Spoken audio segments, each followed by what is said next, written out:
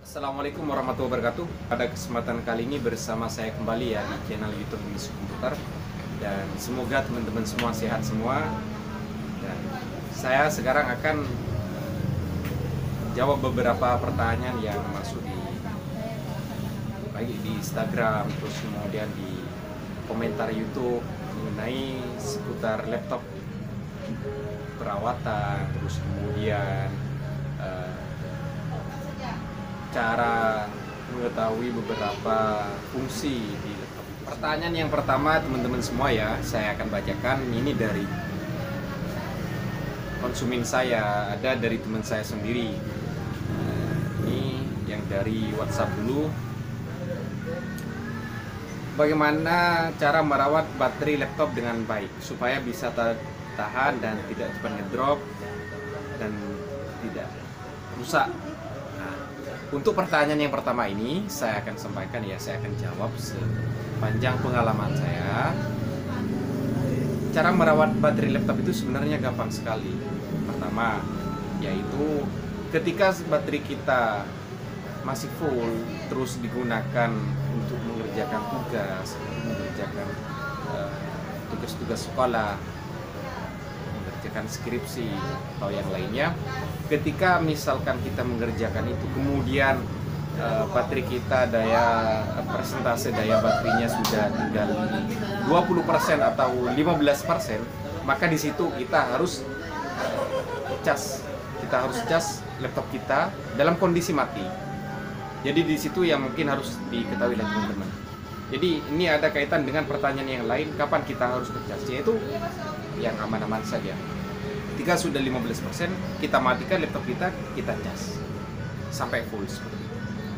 Terus bagaimana kalau misalkan pekerjaan kita tidak selesai dan itu sangat penting misalkan, maka ya ada kalanya kita memang menggunakan laptop kita dalam kondisi baterainya sudah 15% atau hampir habis, maka di situ kita harus sambil ngecas. Itu pengecualian, artinya nggak apa-apa kita menggunakan laptop kita dalam kondisi seperti itu, karena pilihan kita bukan unit lagi, tapi tugas kita atau karir kita yang berkaitan dengan penyelesaian tugas kita. Maka ada beberapa hal yang misalkan itu penting, nggak apa-apa kita harus sambil ngecas. Tapi kalau misalkan nggak urgent tugas kita, maka kita nggak boleh menggunakan laptop kita sambil dicas, karena akibatnya pertama bisa baterainya tidak awet, terus kemudian bisa mesinnya cepat rusak dan trouble. Itu berbahaya sekali. Terus selanjutnya yaitu pertanyaan yang kedua mengenai fungsi RAM. Karena ada teman saya beli laptop dan salah saat membeli, tidak cocok dengan kebutuhan. Nah, ini sangat penting sekali oleh teman-teman ketahui ya. Jadi ada memang beberapa orang yang datang ke toko saya, datang ke MC Komputer, mau menjual laptopnya padahal masih baru 4 hari belinya. Ada yang 1 minggu baru belinya.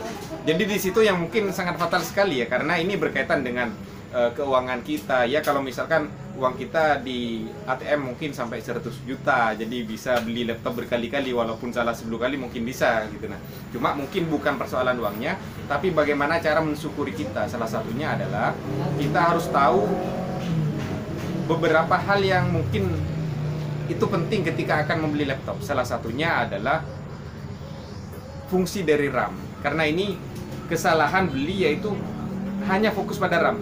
Jadi kalau misalkan bagi saya sendiri ya, kalau misalkan hanya kepentingan kantor dan lain sebagainya, kepentingan untuk ngetik-ngetik dokumen, untuk ngetik-ngetik sekolah, mungkin laptop yang dibutuhkan nggak terlalu mahal, cukup yang ya notebook atau laptop yang ukuran 14 in.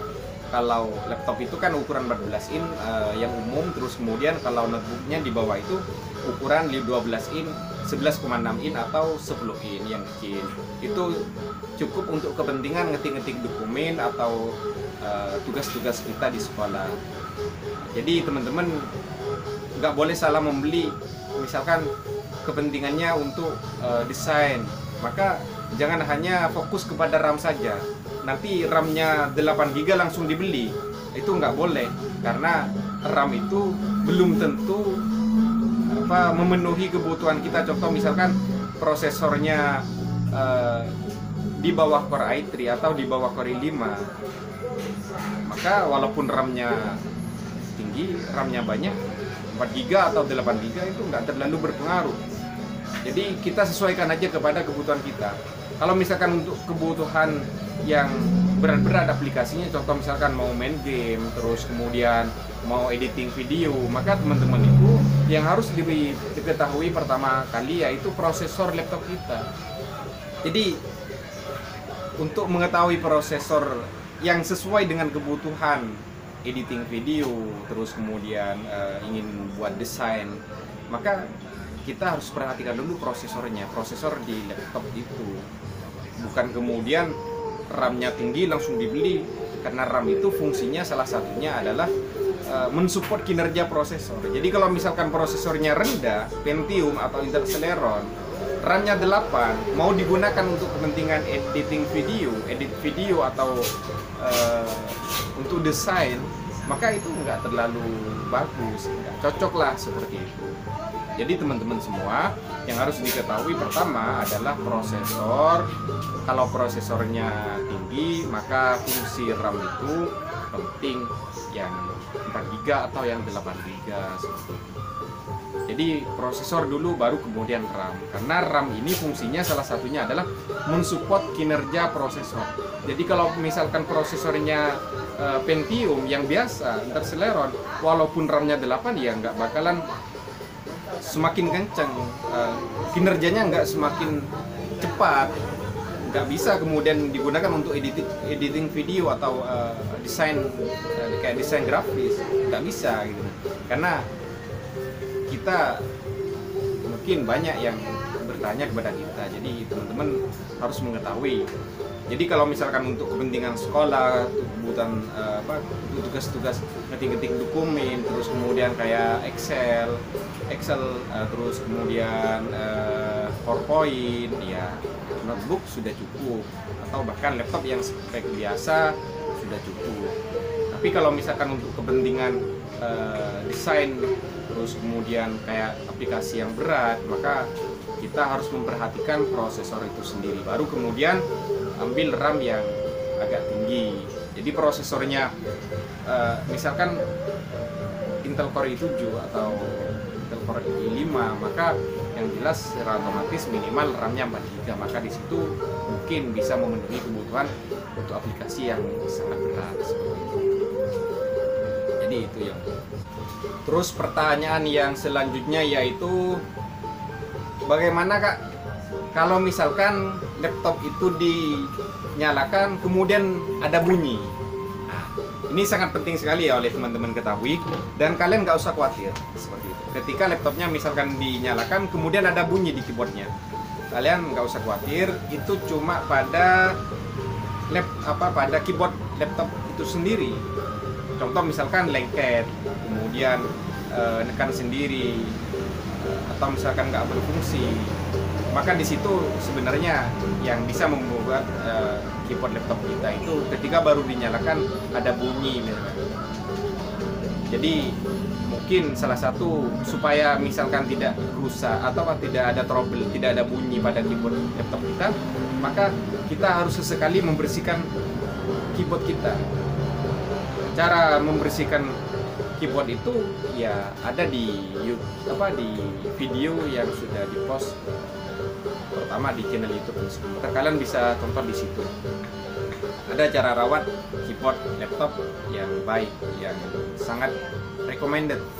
Maka kalian bisa tonton di video yang lain yang sudah kemarin saya posting di channel YouTube.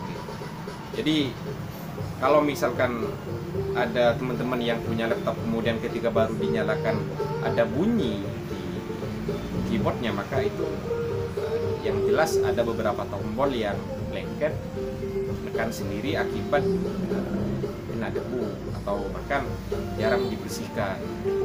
Kalau misalkan memang sudah tidak pernah dibersihkan sama sekali laptopnya atau notebook kita dan sering dalam kondisi terbuka, tidak digunakan, maka yang jelas bisa berakibat laptop kita itu ya akan sendiri, khususnya di keyboardnya. Maka salah satunya ya mungkin kalau misalkan teman-teman punya laptop dan masih bagus, keyboardnya masih normal semua, ya kalian tinggal merawatnya sendiri. Sesekali harus dibersihkan, 1 kali kah sehari atau 1 minggu sekali, pokoknya teman-teman harus membersihkan keyboard itu, jadi bisa aman, nggak harus sampai ganti keyboard.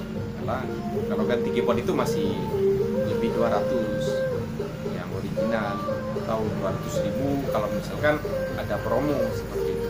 Jadi teman-teman, kalau misalkan laptopnya itu ada bunyi ketika dinyalakan, ya itu karena ada keyboard yang lengket seperti itu. Jadi untuk video ini ya cukup pertanyaan saja yang saya pilih, karena ini sangat penting dan mungkin banyak orang yang memang butuh informasi dan saran yang baiklah, pas penggunaan laptop dan merawat laptop yang baik. Semoga pertanyaan dan jawaban itu penting bagi kita dan bermanfaat bagi kita semua. Dan bagi teman-teman yang belum subscribe channel Musik Komputer, maka jangan lupa subscribe dulu, bisa di-share kepada yang lain.